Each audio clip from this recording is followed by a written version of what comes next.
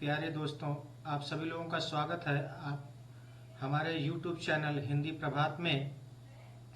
आज हम लोग पढ़ेंगे व्यंजन संधि।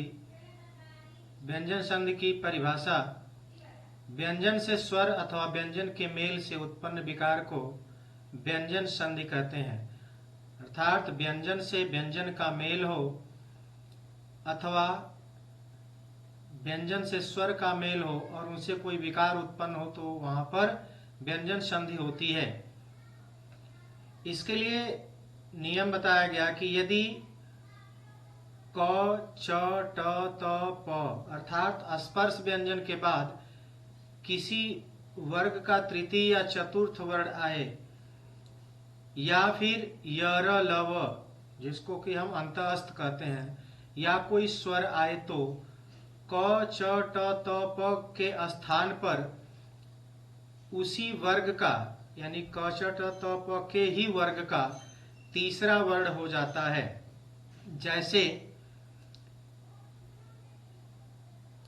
दिक क वर्ग है और उससे उसी वर्ग का तीसरा वर्ण मिला, इसीलिए जो है बताया गया कि अपने ही वर्ग का तीसरा वर्ण हो जाता है। और तीसरा या चौथा अगर मिले तो यह पहला अपने वर्ग का है क और उसी वर्ग का यह ग है, तो इन दोनों के मिलने से क्या हो जाता है, वह अपने ही वर्ग का तीसरा हो जाता है यानी दिग्गज। उसी तरह से खट धन दर्शन ट वर्ग का यदि किसी भी वर्ग के तीसरे से मेल हो, त, थ, द ये तीसरा है त वर्ग का, तो अब ये हो जाएगा तीसरे वर्ग का इसी वर्ग का ट वर्ग का यह तीसरा हो जाएगा, तो ये हो गया खट दर्शन। इसी तरह से है सत धन वाणी, तो ये हो जाएगा सदवाणी। इसी तरह से फिर है वाक धन जाल, तो ये हो जाएगा वाक जाल। तत् धन रूप, अब ये मिलकर के हो जाएगा तद्रूप। फिर इसी तरह से दिक धन भ्रम, तो ये हो जाएगा दिक भ्रम, तो ये हो जाता है आपका दिक धन भ्रम यानी दिग्भ्रम। फिर है अच धन अंत अर्थात अजंत, च वर्ग का तीसरा हो जाएगा च, छ, ज। अप धन ईंधन, अब ये हो जाएगा प वर्ग का तीसरा अविंधन, ई इससे मिल जाएगा और प का ब हो जाएगा, तो ये हो जाएगा अविंधन। तो दोस्तों, यदि वीडियो आपको ये अच्छी लग रही हो तो इसको लाइक करें, शेयर करें और रिक्वेस्ट रहेगी कि आप लोग हमारे चैनल को सब्सक्राइब करें इसी तरह की अच्छी वीडियो के लिए। आइए अगला नियम देखते हैं। यदि क, च, ट, त, प के बाद न या म आए अर्थात स्पर्श व्यंजन के वर्गों के प्रथम वर्ण के बाद न या म आए तो क, च, ट, त, प अपने वर्ग के पंचमाक्षर में बदल जाते हैं यानी उसी वर्ग का पांचवा अक्षर हो जाता है। जैसे वाक धनमय, वांगमय, खट इसको ख भी पढ़ते हैं, मूर्धन्य ख भी पढ़ते हैं, वैसे ये मूर्धा से उच्चारित किया जाने वाला स है, तो स ट धन मार्ग यानी षड मार्ग हो जाएगा। ट, ठ, ड, ढ, ड अपने वर्ग का पांचवा हो जाएगा ये, तो ये हो गया षड मार्ग। उसी तरह से उत धन नति अर्थात उन्नति हो जाएगा। उसी तरह से अप धनमय, तो ये टोटल मिलकर के बन जाएगा अमय। फिर जगत धन नाथ, जगन्नाथ, जगत और नाथ के मिलने से हो जाएगा जगन्नाथ। खट धन मास, ये मिलने से हो जाएगा खड़मास। इस तरह से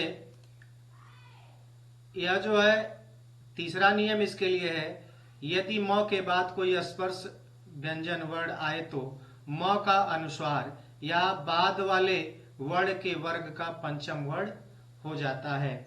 कहने का मतलब, यदि म के बाद कोई स्पर्श व्यंजन आए, यानी क च ट त प वर्ग का कोई व्यंजन आए, तो म का जो है वह अनुस्वार में बदल जाता है। जैसे अहम, अहम में म का मेल जो है वह पंचम वर्ण के क से हो रहा है, तो यह हो जाएगा क वर्ग का ही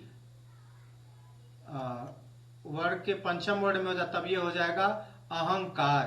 अर्थात अहंकार को ऐसे भी लिख सकते हैं, या इसको कभी कभी ऐसे नीचे करके भी लिखा जाता है।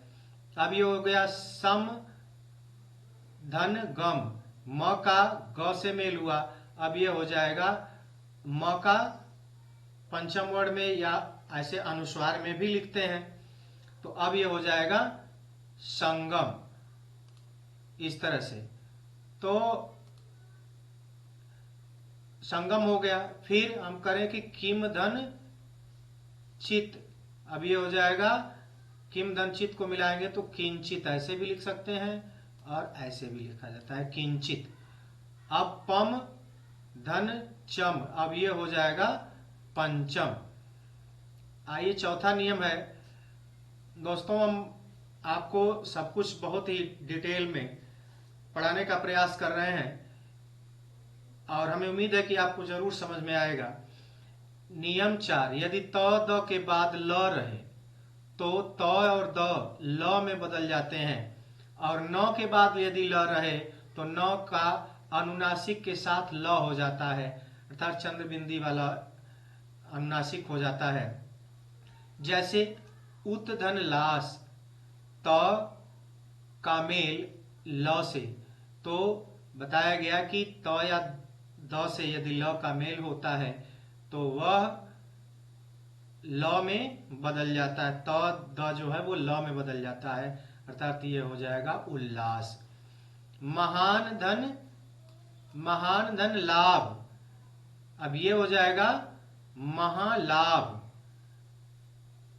अर्थात नौ के बाद ल आ रहा है तो अब नौ का अनुनासिक तो होगा ही होगा, उसके साथ इसका ल में परिवर्तन हो जाएगा, अब ये हो जाएगा महालाभ। पांचवा नियम है, छोटा स और त वर्ग का मेल यदि दंत्य स का और त वर्ग का मेल यदि तालव्य स और च वर्ग से होने पर, अर्थात ये छोटा स बड़ा स में और त वर्ग च वर्ग में बदल जाता है।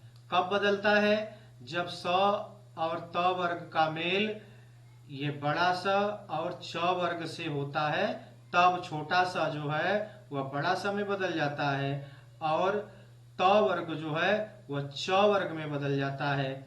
और मूर्धन्य स और ट वर्ग के योग में यदि छोटा स और त वर्ग का मेल मूर्धन्य स और ट वर्ग से होता है तो वह छोटा स मूर्धन्य स में और त वर्ग जो है वह ट वर्ग में बदल जाता है।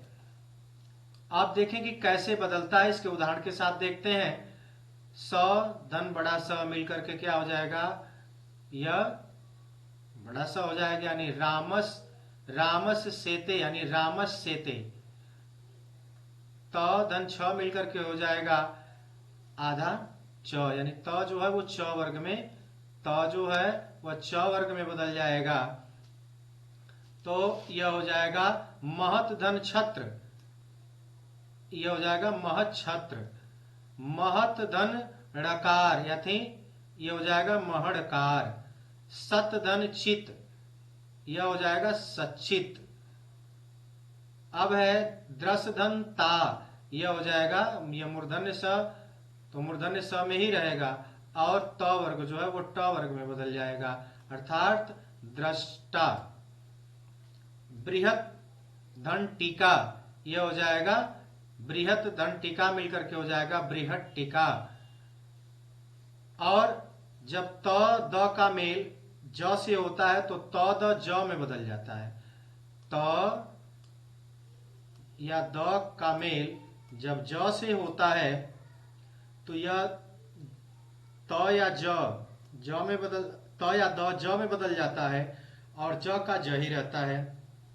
जैसे उत धन ज्वल, तो अब त का ज में बदलेगा तो एक ज ये और ये आधा ज पहले से, तो ये हो जाएगा उज्ज्वल, यानी उत धन ज्वल।